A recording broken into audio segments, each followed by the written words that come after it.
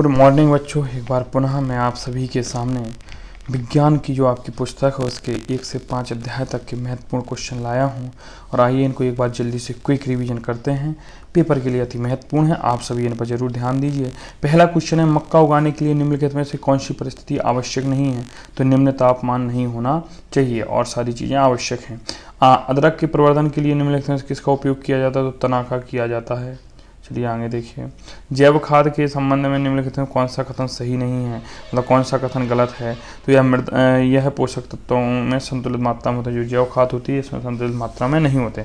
और बकाया सब सही है कि जो जैव खाद का उपयोग करोगे जल धारण मतलब जल एब्जॉर्ब करने की क्षमता बढ़ जाएगी, मृदा को ह्यूमरस प्रदान होगा, इसमें मृदा की बनावट बेहतर हो जाएगी। अगला क्वेश्चन देखिए, अनाज से भूसी या चोकर को अलग करने की जो प्रक्रिया होती है वो फटकना कहलाती है। इसका ऑप्शन नंबर सी है। क्या है? ऑप्शन नंबर सी है। ठीक है, इसमें मिस वो हो गया है मिस, तो आप इसको सही कर लीजिए, पीडीएफ में कोई दिक्कत नहीं है। आगे देखिए, 5वां क्वेश्चन, बीजों के अंकुरण और फसल को सिंचाई की आवश्यकता क्यों होती है? इसके लिए सही कथनों का समूह बताइए भैया, क्यों होती है आवश्यकता? कथन बताना।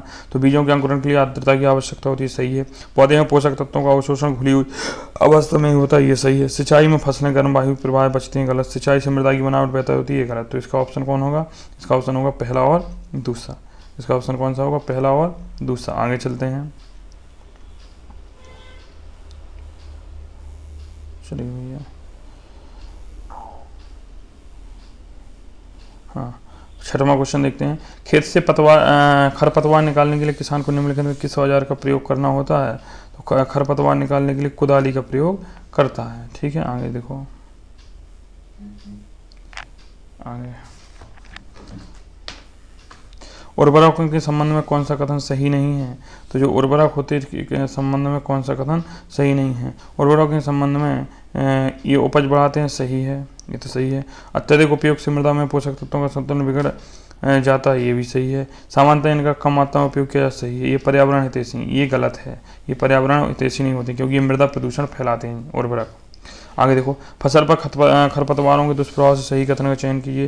जो खरपतवार होते हैं ये फसल की कटाई में बाधा डालते हैं, ये फसल की वृद्धि में सहायता करते हैं। ना, दुष्प्रभाव के क्या करें? सही कथनों पर विचार कीजिए।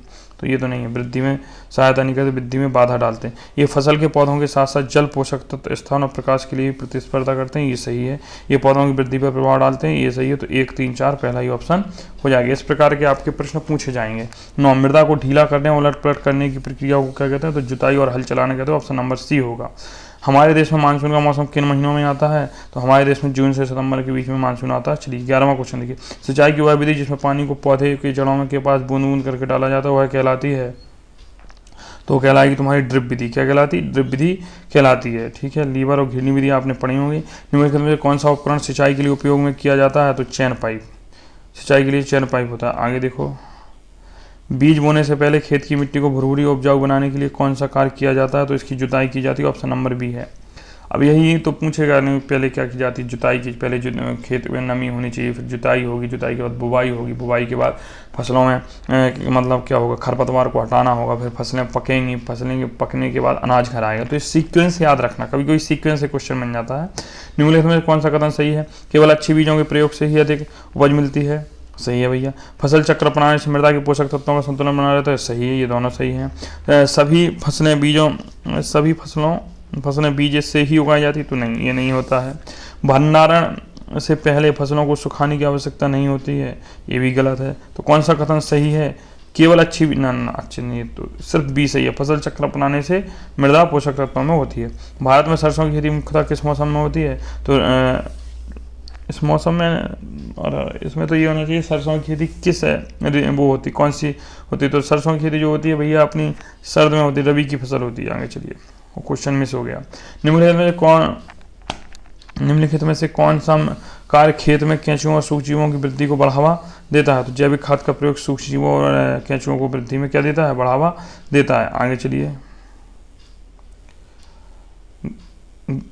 17वां क्वेश्चन, निम्नलिखित में कौन सा फसल नाइट्रोजन स्तरीकरण में सहायक होती है? तो चना। जितनी भी दलहनी फसलें हैं, जो दलहन होती हैं, दाल वगैरह की फसलें होती हैं, वो सब नाइट्रोजन स्तरीकरण की होती है। राइजोबियम नामक जीवाणु होता है जो नाइट्रोजन स्तरीकरण करता है। हंसिया, स्किल्स का हंसिया का उपयोग किस कार्य के लिए किया जाता है? तो हंसिया का उपयोग जो होता है कटाई के लिए किया जाता है। जैव खाद का मुख्य लाभ क्या है? तो जैव खाद का जो मुख्य लाभ है मृदा की उर्वरता को बढ़ाना है। निम्नलिखित में कौन सा जीवित कारक कृषि में सहायक होता है? तो केंचुआ। ट्रैक्टर के साथ बीज बोने के लिए प्रयुक्त उपकरण कौन है? ट्रैक्टर के साथ बीज बोने के लिए प्रयुक्त उपकरण सीड ड्रिल होता है। बड़े पैमाने पर पशुओं को पालने की पद्धति को क्या कहा जाता है? तो पशुपालन कहा जाता है। निम्नलिखित में से कौन सा खरीफ फसल है? गेहूँ, चना, धान, सरसों। तो इसमें तुम्हारा क्या आ गया? जो खरीफ की फसल है, देखिए कहाँ गया भैया, क्वेश्चन ही गोल हो गया आपका।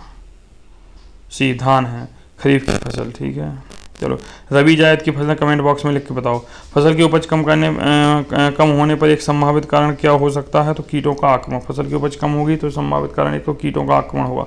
उचित सिंचाई भी हो सकती है, उर्वरक मिट्टी भी हो सकती है, और उचित खाद का प्रयोग नहीं करना। सारों हो सकते हैं, लेकिन बेस्ट क्या होगा? तो कीटों का आक्रमण, क्योंकि वह सारी चीज़ें किसान करता है। भाई किसान के हाथ में क्या नहीं होता, ये चीज़ें नहीं होती। अगर कीट एकदम से टिड्डी डल आ गया, प्रयोग हो गया, कोई चना वगैरह है या धान वगैरह कोई रोग हो गया।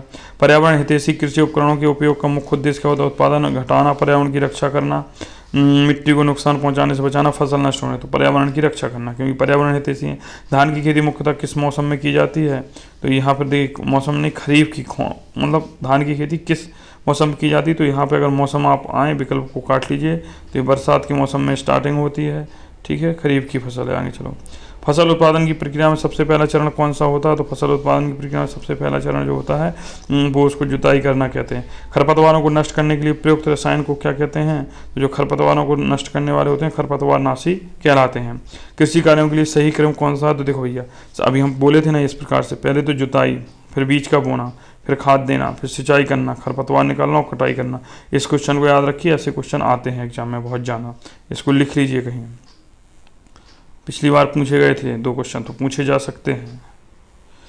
चलिए भैया, इसके बाद 30वां, भारत में भूख और कुपोषण की समस्या को कम करने के लिए का प्रमुख उपाय क्या? फसल उत्पादन बढ़ाना। यही कर सकते भाई, फसल उत्पादन बढ़ाओगे तो भूख खत्म होगी, कुपोषण, अच्छा भोजन हम उपलब्ध करा पाएंगे। अब दूसरा पार्ट है आपका अध्याय सूक्ष्म जीव और एवं मित्र। चलिए, इसमें निम्नलिखित में कौन सा जीव केवल परपोषी कोशिका के भीतर ही जनन करता है? तो जो विषाणु होता है ये कोशिका के भीतर ही जनन करता है, ठीक है। परपोषी भी। ऐसा मानव रोग जो विषाणु के कारण उत्पन्न होता है, टाइफाइड, इन्फ्लुएंजा, पेचिस, हैजा, कौन सा है? तो इन्फ्लुएंजा है। अच्छा, टाइफाइड किसके कारण होता है? बैक्टीरिया के कारण होता है, वायरस के कारण होता है, ये बताओ। पेचिस और हैजा, तो हैजा हमने एक बताया था आपको, ये चीज़ें।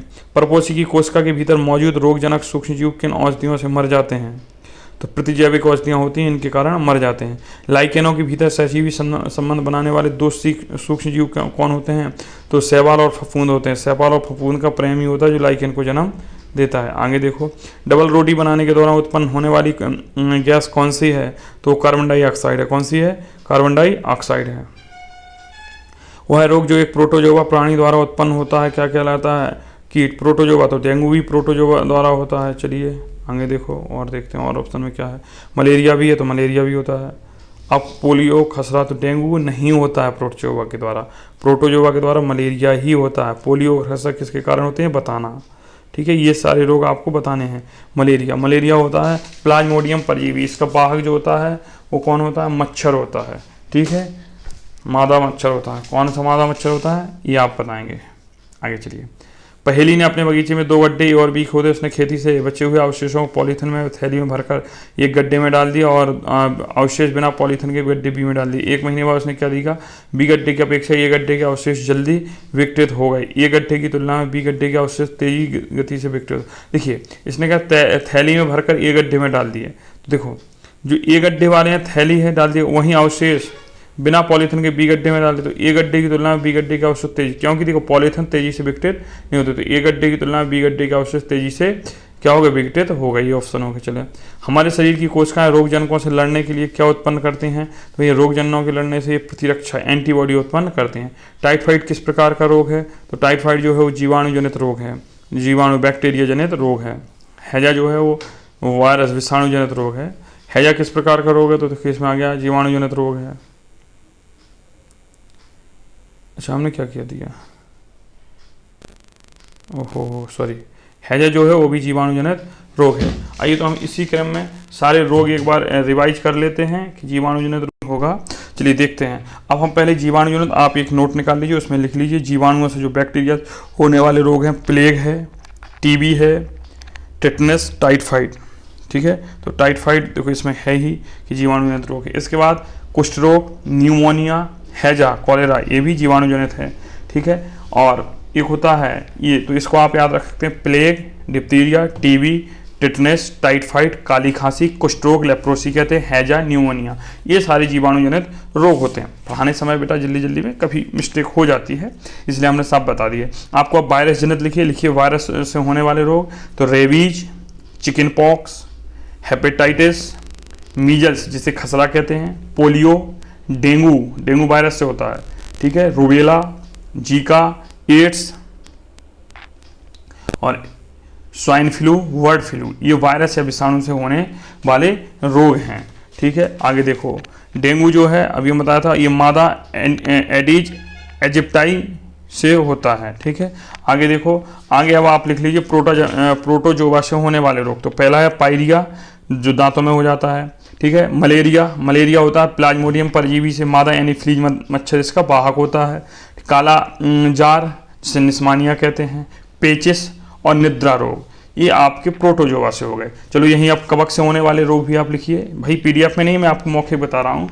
आप लिखिए जो कवक से होने वाले रोग हैं, लिखिएगा मर्क्यूसिस, म्यूकर माइसोसिस, लिखिए म्यूकर माइसोसिस, गंजापन, बाल झड़ जाना, दाद, खाज, खुजली, दमा और एथलीट फूट, एक कवक से होने वाले रोग हैं। एक और रोग लिख लीजिए, डाउन सिंड्रोम लिखिए, ये 21वें गुणसूत्र की ट्राइसोमी से होता है। ठीक है, हीमोफीलिया लिख लीजिए, ये रक्त का थक्का इसमें नहीं जमता है। ठीक है, तो अब हमें नहीं लगता है कि अब रोग वाले आपके क्वेश्चन फंसेंगे। ठीक है, आगे देखते हैं। चलिए, ईस्ट का उपयोग मुख्यतः किस उद्योग में किया जाता है, तो मदिरा उद्योग में किया जाता है। ईस्ट द्वारा शर्करा को अल्कोहल में बदलने की प्रक्रिया क्या कहलाती है, तो किण्वन कहलाती है। ठीक है, कभी कभी टाइप करते समय गलत विकल्प टिक हो जाते हैं, तो आपको इसलिए हमने सारे रोग। नील हरे शैवाल जिन्हें साइनोबैक्टीरिया मिट्टी में किस पोषक तत्व की वृद्धि करते हैं, तो नाइट्रोजन की करते हैं। तपेदिक, टीबी रोगी के पास खड़े होने से बचना चाहिए, क्योंकि यह जल जनित रोग है या वायु जनित रोग है या त्वचा जनित रोग। तो भैया अभी बताया ना, तपेदिक टीबी वायरस से होता है, वायरस विषाणु हवा में फैलते हैं, तो क्या है, यह वायु द्वारा फैलने वाला रोग है। बच्चों को पोलियो की बूंदें, दस्त, डायरिया होने पर नहीं पिलाई जाती, क्योंकि दवा असर नहीं करती, बच्चा दवा शरीर में अवशोषित नहीं हो पाती। ये तो कन्फर्म बात है ना। तो ये तो डॉक्टर वगैरह भी कहते हैं, जैसे कभी दवाई पियोगे, दवा के ऊपर पानी कम पिया करो, क्योंकि पानी ज़्यादा पी लोगे तो एब्जॉर्प्शन नहीं हो जाएगा और लिक्विड हो जाएगी ज़्यादा। अचार के ऊपर तेल डालने का मुख्य कारण क्या होता है, तो सूक्ष्म जीवों से बचाने के लिए होता है। लैक्टोबैसिलस किस वर्ग का सूक्ष्म जीव है, तो लैक्टोबैसिलस जो है वो जीवाणु है, बैक्टीरिया है, और लैक्टोबैसिलस बैक्टीरिया है जो दूध को दही में बदल देता है। मलेरिया किस प्रकार के सूक्ष्म जीव के कारण होता है, तो प्रोटोजोआ। आपके कोर्स में सूक्ष्म जीव कितने हैं, 4 हैं। ठीक है, आगे देखो, सड़क के किनारे अस्वच्छ चाट खाने से पेट दर्द और बीमारी का मुख्य कारण क्या होता है, अधिक नमक, सूक्ष्म जीवों द्वारा संक्रमण। तो इसका ऑप्शन होगा बी, सूक्ष्म जीवों द्वारा संक्रमण। पूरियों को गर्म तेल में तलने के बाद भी जल्दी संक्रमित क्यों नहीं होती हैं, क्योंकि गर्मी सूक्ष्म जीवों को नष्ट कर देती है, तेल स्वाद बढ़ा नहीं देता है। ठीक है, ऑप्शन इसका बी होगा। निम्नलिखित में कौन सा विषाणु जनित रोग है, तो वायरस के द्वारा भी हमने सारे रोग बता दिए। पोलियो है, मलेरिया जो है तुम्हारा किसके, प्रोटोजोवा के द्वारा है। हैजा है जो तुम्हारा जीवाणु के द्वारा है। टाइफाइड है जो टाइफाइड रोग है वो आपके काय के द्वारा है। अब आप इसको कमेंट बॉक्स में बताएंगे कि आपको अभी हमने बताया था टाइफाइड काहे के द्वारा होता है, तो टाइफाइड आप बताइए जीवाणु के द्वारा ये भी होता है गुरुजी। चलिए, सरसों के पौधे में होने वाला पीला मोजेक रोग किस सूक्ष्म जीव के कारण होता है, तो विषाणु के कारण होता है। टीटे, वैक्सीन का मुख्य कार्य क्या होता है, तो जो भाव वैक्सीन लगाई जाती है ना, इसमें कुछ नहीं होता। जब अभी कोरोना वायरस लगी ना, तो वैक्सीन में मरा हुआ कोरोना हमारे शरीर में इंजेक्ट कर दिया, ताकि हमारे शरीर में की जो कोशिकाएं हैं, अब इतना समय नहीं है, वो उसके प्रति प्रतिक्रिया कर सके, पहले ही एक एंटीबॉडी बना ले, तो शरीर में प्रतिरक्षा उत्पन्न करने के लिए लगाया जाता है। Option number B. ईस्ट द्वारा शर्करा के घोल में किण्वन के दौरान कौन सी गैस निकलती है, तो है कार्बन डाइऑक्साइड। आप सभी देखिए, इसी क्लास के नीचे कमेंट बॉक्स में हमने व्हाट्सअप चैनल का लिंक जोड़ दिया है। क्लासेस डेली नहीं आ पाती हैं, लेकिन व्हाट्सअप चैनल पर आपको क्वेश्चन मिलते रहते हैं। आप क्लास देखिए, व्हाट्सअप चैनल को भी ज्वाइन करिए। साथ ही साथ अपने जो क्लास 7th में पढ़ने वाले बच्चे हैं, 6 में पढ़ने वाले बच्चे हैं, उनको एनएमएस के बारे में बताइए, और कंटिन्यू 1 अप्रैल से क्लासेस सारी चीज़ें चलेंगी उनके लिए। पैकेट में मिलने वाला पाश्चुरीकृत दूध उबाले बिना भी पी सकते हैं, क्योंकि उसमें सभी सूक्ष्मजीव नष्ट कर दिए जाते हैं। हैजा रोग से बचाव का सबसे उचित उपाय क्या होता है? गंदा पानी पीना, स्वच्छ पानी पीना और स्वच्छता रखना, यही होता है हैजा रोग से। चलिए आगे,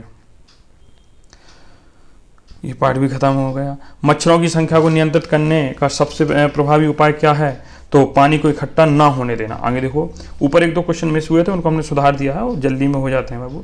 हाँ, संश्लेषित रेशे और प्लास्टिक, ये तीसरा पार्ट है। निम्नलिखित में से संश्लेषित रेशा है तो कपास प्राकृतिक रेशा है भैया, जूट प्राकृतिक रेशा है, ऊन प्राकृतिक रेशा है, तो नायलॉन ही संश्लेषित रेशा है। निम्नलिखित से कौन सा रेयन का एक स्रोत है? तो रेयन का जो है कास्ट लुगदी एक रेयन का स्रोत होता है। पॉलीकोट बनाने के लिए मिश्रित किए जाते हैं तो पॉलिस्टर और कपास, पॉलीकोट जो बनता है वो पॉलिस्टर और कपास से बनता है, तो आपको इसलिए दिख रहे हैं, हम बोलते जा रहे हैं। चौथा क्वेश्चन देखते हैं, निम्नलिखित में से थर्मोसेटिंग प्लास्टिक का चयन किया जाता है मेलामाइन के द्वारा। ये क्वेश्चन याद रखिए, थर्मोसेटिंग प्लास्टिक का चयन किया जाता है मेलामाइन के लिए। रेशम के समान दिखने वाला पदार्थ कौन सा होता है? तो रेयान होता है। क्या होता है? रेयान होता है, कृत्रिम रेशम होता है। खाना बनाने के बर्तनों में जो हैंडल में बनाने के लिए सबसे उपयुक्त पदार्थ होता है, पॉलीथिन तो नहीं होता, नहीं तो गर्म होकर चिपक जाएगी।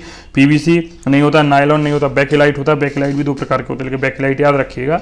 निम्नलिखित में कौन सा प्लास्टिक का एक सामान्य गुण नहीं है? तो विद्युत का अच्छा चालक होना सामान्य गुण नहीं है, अक्रियाशील होता है, भार में हल्का होता है, अधिक चलने वाला, ये सारे गुण प्लास्टिक के हैं। कॉलम ए को कॉलम बी से मिलाइए भैया, तो हम तो सीधा आपको उत्तर बता देंगे इसका, ठीक है, हम आपको ज़्यादा दिमाग नहीं दौड़वाएंगे। तो इसका बी ऑप्शन है 1 का 3। अब इसको समझा देते हैं। जो नायलॉन है वो रेसा है, ठीक है, नायलॉन जो है वो रेसा है। बेकेलाइट है जो थर्मोप्लास्टिक है, तो ठीक है, इसमें हमें लगता है गलत दिया है, 1 का 3 लगाया, ठीक है, नायलॉन तो रेसा हो गया। और इसमें क्या करें, दूसरे का 1, हाँ, पीवीसी थर्मोप्लास्टिक है, सही है, और बेकेलाइट थर्मोसेटिंग प्लास्टिक है, तीसरे का 3, ठीक है। तो इसको आप इन वाले क्वेश्चन को लिख लीजिएगा। निम्नलिखित में कौन सा संश्लेषित पदार्थों का समूह है जो संश्लेषित करके बनाए गए हैं? तो नायलॉन, टेरिलॉन, ऊन। ऊन संश्लेषित नहीं है, कृत्रिम है, वो सॉरी प्राकृतिक है। क्या हो रहा है आज? कपास, पॉलीकोट, रेयान, तो पॉलीकोट और रेयान संश्लेषित हैं, कपास नेचुरल है। पीवीसी, पॉलीथिन, बेकेलाइट, ये तीनों हैं। देखो नीचे एक्रेलिक, रेशम और ऊन, तो इसमें तो आप सीधा काट सकते हैं। संश्लेषित मतलब होता है जो किसी पदार्थ को संश्लेषण करके बनाया गया हो, मूल अवस्था में वैसा नहीं था, ठीक है। लेकिन देखो इसमें ऊन है, इसमें कपास है और इसमें ऊन है, तो 3 विकल्प तो आपने वैसे काट दिए। सी ऑप्शन है, मार दो आंख मीच के, गुरुजी सी होगा। वह पदार्थ जो सामान्यतः रसोई घर में काम आने वाले जार बनाने में किया जाता है, तो पीईटी होता है। क्या होता है? पीईटी होता है। कपास एक प्राकृतिक बहुलक है, इसका रासायनिक नाम क्या भैया? देखो ये तो बताइए, कितना कठिन क्वेश्चन आ गया, बताइए क्या होता है? सेल्यूलोज होता है। क्या होता है? सेल्यूलोज होता है। लकड़ी की लुगदी के रासायनिक उपचार से प्राप्त रेशम जैसे दिखने वाले संश्लेषित रेशे को क्या कहते हैं? अभी ऊपर क्वेश्चन था, रेयन। रेशम जैसा कौन दिखता है? रेयन दिखता है। टेरिकॉट किस 2 रेशमों को मिलकर बनाया गया है? तो पॉलिस्टर और कपास को मिला के टेरिकॉट बनाया जाता है। टेरिकॉट पूछना घर पे क्या होता है, बताएंगे मम्मी पापा। पॉलिस्टर की वस्तुएं विभिन्न आकृतियों में आसानी से क्यों बनाई जा सकती हैं? भी आसानी से पिघलकर ढलाई योग्य होती हैं। भी आसानी से पिघलकर कैसे होती हैं? ढलाई योग्य होती हैं। 15 देखो, जहाँ तक संभव हो प्लास्टिक का उपयोग ना करने की सलाह क्यों दी जाती है? क्योंकि यह जैव अविघटनीय होता है, यह जल्दी से घटित नहीं होता है, ये सस्ता भी होता है, ये जल्दी नहीं टूटता है, या जल में घुलता भी नहीं है। लेकिन ये क्या होता है? जैव अविघटनीय होता है। अभी जैसे ऊपर आया था ना, एक लड़की थी, उसने एक कचरा प्लास्टिक के पॉलीथिन में डाला, एक ऐसे डाला तो प्लास्टिक के पॉलीथिन वाला नहीं गला और वो गल गया। प्लास्टिक और संश्लेषित रेशों को जलाना उचित क्यों नहीं है? ये जल जाती है, विषैली गैस उत्पन्न करते हैं, क्योंकि जब प्लास्टिक को संश्लेषित रेशा जलता है तो ये धुआं जाना देता है, तो पहले तो वायु प्रदूषण होगा, और जो धुआं होता है उतने पूर्ण दहन नहीं होता, तो कार्बन मोनोऑक्साइड जलती है, CO, और कार्बन मोनोऑक्साइड जो बाबू होती है CO, इसको दम घोंटू गैस कहते हैं। क्या कहते हैं? दम घोंटू गैस कहते हैं। जल का अगर तुमसे कोई सूत्र पूछ ले तो H2O होता है। सल्फ्यूरिक अम्ल का पूछ ले तो H2SO4 होता है, इसको गंधक अम्ल भी कहते हैं। भारी जल का पूछ ले तो D2O होता है। अगर आपसे पूछे कि हाइड्रोजन का संकेत क्या होता है? H होता है। हीलियम का संकेत क्या होता है? He होता है, ठीक है। अगर आपसे पूछा जाए अक्रिय गैसें क्या होती हैं? हीलियम होती है, ठीक है। हीलियम के बाद नियॉन होती है, आर्गन होती है 18, क्रिप्टॉन 36, जीनॉन 54, रेडॉन 86, ठीक है। ये याद रखिएगा ये सारी चीज़ें। निम्नलिखित में कौन सी वस्तु है जो जैव निम्नीकरण का है? तो भैया जैव निम्नीकरण है, मतलब जो गल जाएगी। देखो प्लास्टिक की थैली नहीं गलेगी, जैव अवघटनीय होती है, नहीं होती हैं। अभी ऊपर देखो ये लिखा है, ऊपर देखो क्वेश्चन था, आपको कहाँ गया? बहुत निकल गया क्वेश्चन ही बहुत जल्दी जैव अविघटनीय होते हैं, ये जैव विघटित नहीं होते हैं। और जबकि इसमें पूछा गया निम्नलिखित से कौन सी वस्तु जैव निम्नीकरण, मतलब जिनका निम्नीकरण किया जाता है, तोड़ा मोड़ा जाता है, अनिम्नीकरण में प्लास्टिक आ जाएगा, तो इसमें क्या होगा, कागज होगा।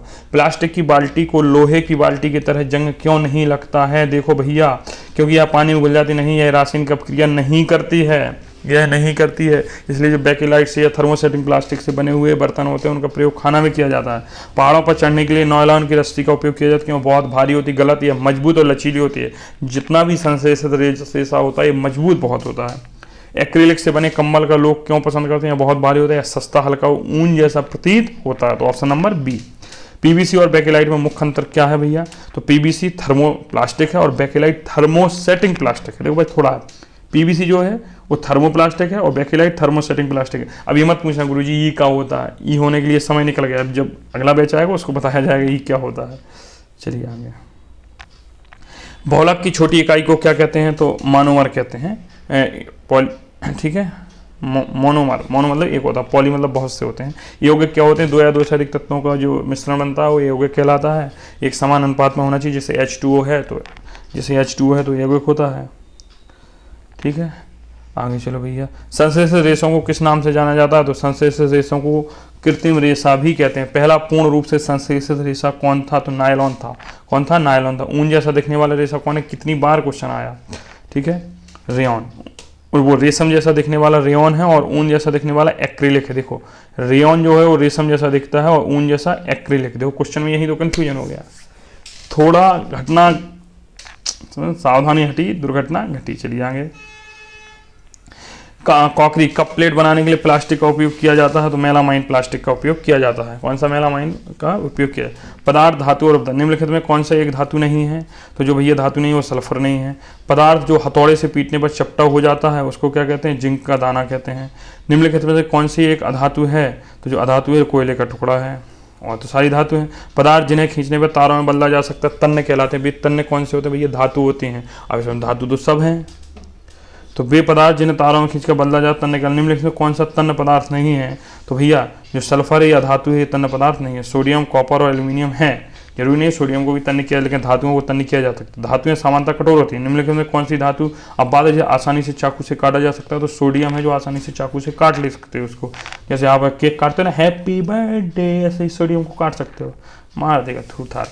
धातुएं सामान्यतः ठोस होती है। निम्नलिखित कौन सी धातु कमरे के ताप पर द्रवावस्था में होती है? मरकरी होती है। मरकरी का परमाणु क्रमांक 80 होता है, Hg संकेत होता है, यहाँ देख लो भैया, मरकरी Hg होता है, सिल्वर Ag होता है, AgOg, अबे गधे ओबे गधे। एल्यूमिनियम का Al होता है, नहीं सुना? हाँ, तो सब। सोडियम का Na होता है, 11 होता है परमाणु का। निम्नलिखित में कौन सी धातु हाइड्रोक्लोरिक अम्ल से अभिक्रिया नहीं करती है? भैया ये बड़ा क्वेश्चन है, इसको रट लीजिए, कॉपर। निम्नलिखित में किसी ठंडे जल से तीव्र अभिक्रिया होती है? तो ये सोडियम होता है। सोडियम को ठंडे जल में डाल दो तो उतार दे, इसलिए इसे केरोसिन में रखा जाता है। वह धातु जो हाइड्रोक्लोरिक अम्ल के अलावा सोडियम हाइड्रोक्साइड विलयन के साथ है भी अभिक्रिया कर हाइड्रोजन गैस देती है, वो एल्यूमिनियम होता है।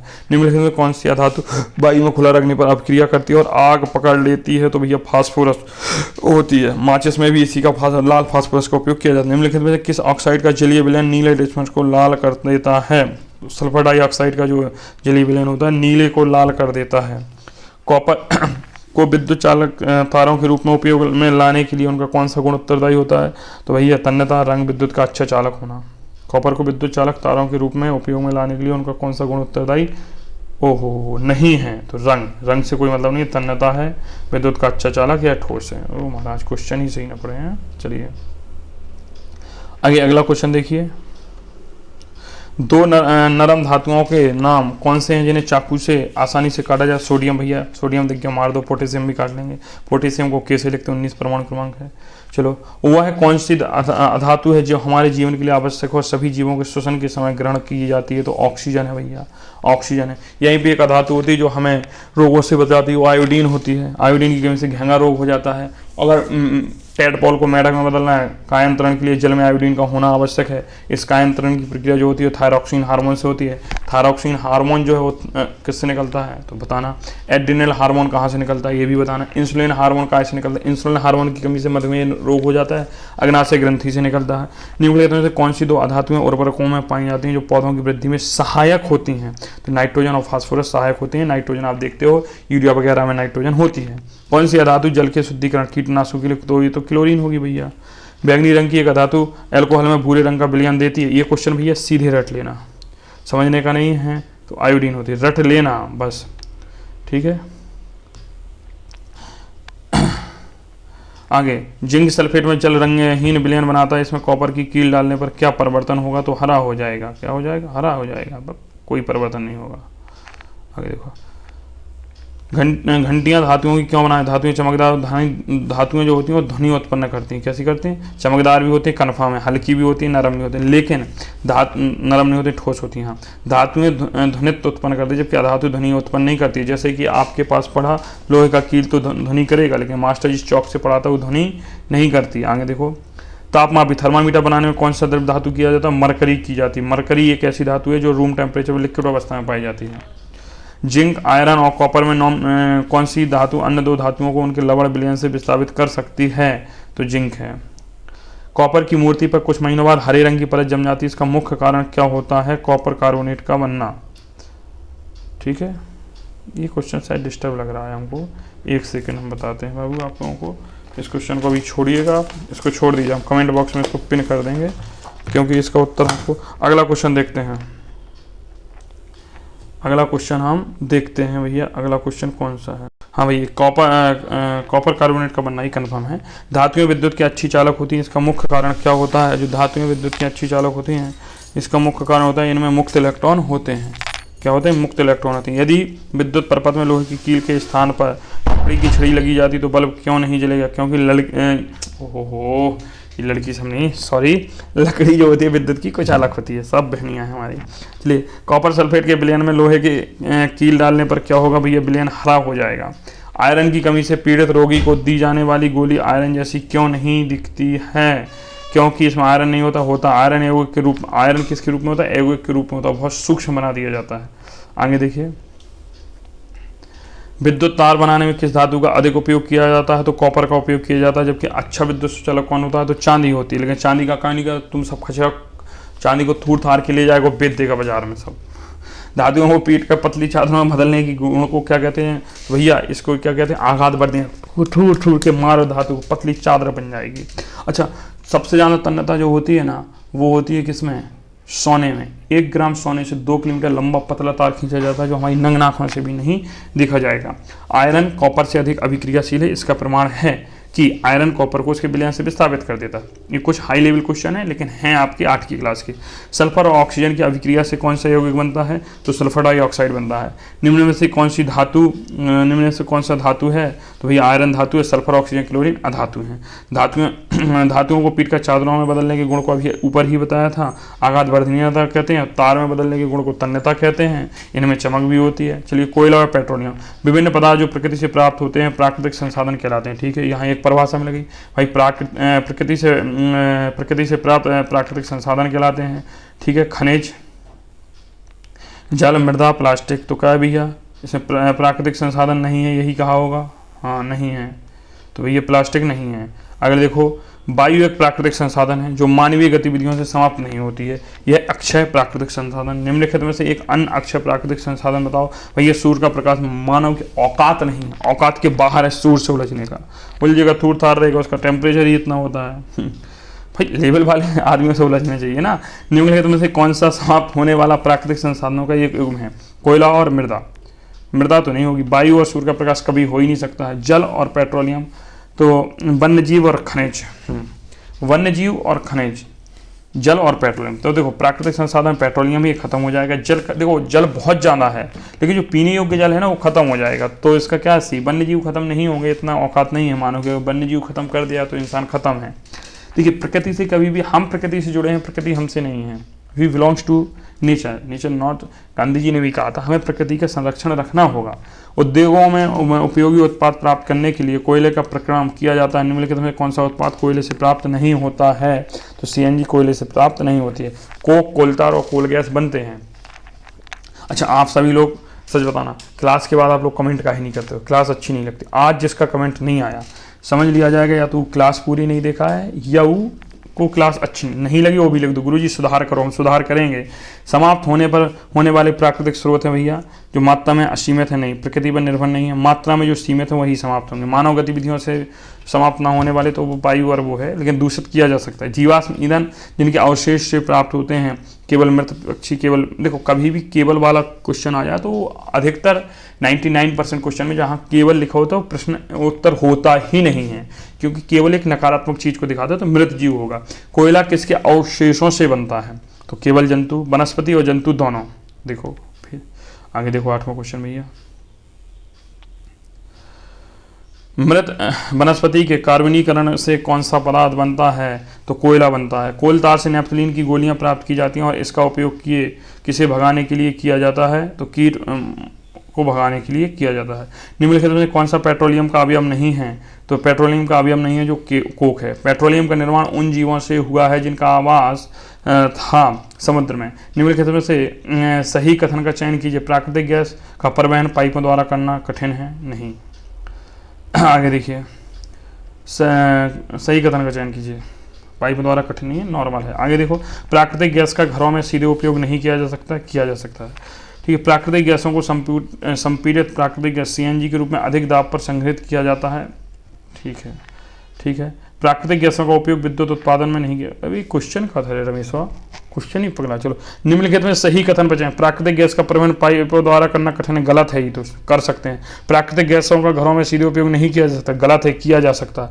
सही कथन बताना था रमेश। देखो, संगीता के लफड़ा में नहीं पढ़ने का, सी ऑप्शन होगा। प्राकृतिक गैस का उपयोग विद्युत उत्पादन में नहीं किया जा सकता, किया जा सकता है। अन्य महत्वपूर्ण प्रश्न देख लो भैया क्या है? प्रकृति से प्राप्त होने वाले पदार्थों को क्या कहते हैं? ये तो हमारे सब बताएगा इसका उत्तर। जो उत्तर देखा उसका सातों विद्यानाश नहीं देखना। अब बताओ उत्तर क्या होगा? प्राकृतिक संसाधन। निम्नलिखित में से कौन सा प्राकृतिक संसाधन नहीं है? जल है, मृदा है, खनिज है, प्लास्टिक नहीं। प्लास्टिक खचरा है ये। पर्यावरण। वायु किस प्रकार का प्राकृतिक समाप्त होने वाला? औकात है तो करके दिखा दो, मर जाओगे क्लास देखते देखते। कोई भी होगा, हम पढ़ाते चले जाएंगे। अक्षय है। अक्षय मतलब आमाने नहीं, छह माने छह, जिसका क्षरण नहीं होता। निम्नलिखित में कौन सा अक्षय प्राकृतिक संसाधन है? तो सूर्य का प्रकाश। निम्नलिखित में से समाप्त होने वाले संसाधनों का सही योग में कौन सा है? कोयला और पेट्रोलियम। क्या होगा? कोयला और पेट्रोलियम। कोयले का प्रक्रमण करने के लिए निम्नलिखित से कौन सा उत्पादन प्राप्त नहीं किया जा सकता? ऊपर पढ़ाया था ये CNG। समाप्त होने वाला प्राकृतिक संसाधन की मुख्य विशेषता क्या होती है? सीमित मात्रा में होते हैं। ये सब तो बता दिए हैं। अच्छा, रिपीट क्वेश्चन हो जाता है। कोई नहीं, रिपीट करो, डिफीट करो, तभी तो करोगे। भारत देखो कल बढ़िया मैच जीता है। जीवाश्म ईंधन किसके अवशेषों से बनते हैं? तो मृत जीवों के। कोयला मुख्यतः किसके अवशेषों से बनता है? तो वनस्पति के। मृत वनस्पतियों के धीरे धीरे कोयले में बदलने की प्रक्रिया को क्या कहते हैं? तो कार्बनीकरण कहते हैं। कोलतार से नैप्थलीन की गोलियां बनती हैं जिनका उपयोग किसे भगाने के लिए किया जाता है? तो कीट, मौत को। निम्नलिखित में कौन सा पेट्रोलियम का उत्पादन नहीं है? तो कोक पेट्रोलियम का उत्पादन नहीं होती। पेट्रोल, स्नेहक, पैराफिन, मोम होती हैं। पेट्रोलियम का निर्माण मुख्यतः किस प्रकार के जीव अवशेषों से किया जाता है? तो समुद्री जीव। CNG का पूरा नाम क्या होता है? Compressed natural gas. LPG का क्या होता है? Liquid purify gas. ठीक है, आगे कंप्रेस्ड नेचुरल गैस। CNG को बेहतर ईंधन क्यों माना जाता है? सस्ता है, अधिक प्रदूषण करता है, या कम प्रदूषण करता है, या जल्दी समाप्त हो जाता है, या कम प्रदूषण करता है। निम्नलिखित में तो कौन सा जीवाश्म ईंधन है? जीवाश्म मतलब होता है जो जीवों के ईंधन से बनता है। तो कोयला भी है, पेट्रोलियम है, उपयोग सभी। पेट्रोलियम के विभिन्न अवयवों को अलग करने की प्रक्रिया को क्या कहते हैं? अंशभाजन कहते हैं। सड़क निर्माण में किस पदार्थ का उपयोग किया जाता है? तो कोलतार का उपयोग किया जाता है। पेट्रोलियम को किस नाम से भी जाना जाता है? तो पेट्रोलियम भैया काला सोना होता है। क्या होता है? काला सोना। निम्नलिखित में कौन सा जीवाश्म ईंधन नहीं है? तो सौर ऊर्जा नहीं है। सफेद सोना किसे कहते हैं बताइए? खत्म हो गया मुझे लगता है। क्वेश्चन ही खत्म हो गया। चलिए, व्हाट्सअप चैनल को ज्वाइन करिए। इस लिंक पे आप क्लिक करेंगे तो व्हाट्सअप चैनल से जुड़ जाएंगे। अगर आपको क्लास अच्छी लगी हो तो अपने दोस्तों को भी बताइए, उनको जोड़िए। मैं ये नहीं कहूँगा कि सब्सक्राइब कर लीजिए, शेयर करिए। अगर आपको क्लास बेहतरीन लगती है तो यह आपका नैतिक कर्तव्य होता है। आपको लगता है कि टीचर मेहनत कर रहा है तो आप ये सारे कार्य कर सकते हैं। नहीं लग रहा है तो अपना कमेंट बॉक्स जरूर दीजिए, अपनी प्रतिक्रिया जरूर दीजिए। लेकिन हाँ, व्हाट्सअप चैनल जरूर बता दीजिए कि सक्सेस सबसे है के सक्सेस हब। हालांकि अभी वहाँ नहीं मिलेगी, तो लिंक हमने कमेंट बॉक्स में पिन कर दिया है, उसको दीजिए ताकि नेक्स्ट आने वाला जो सेशन है उसमें अच्छा बच्चे कर सकें, इस सेशन वाले बच्चों का रिवीजन हो सके। कोशिश रहेगी इस साल अधिक से अधिक सिलेक्शन दिए जाएँ। अगली साल कोशिश बिल्कुल 1 अप्रैल से ही मिशन मोड पे कार्य होगा, क्योंकि अब जो पेपर होगा अभी 11 मार्च के बाद अगला जो सेशन होगा उसका पेपर नवंबर दिसंबर में करा दिया जाएगा। थैंक यू सो मच, मिलते हैं किसी एक और नए सेशन के साथ।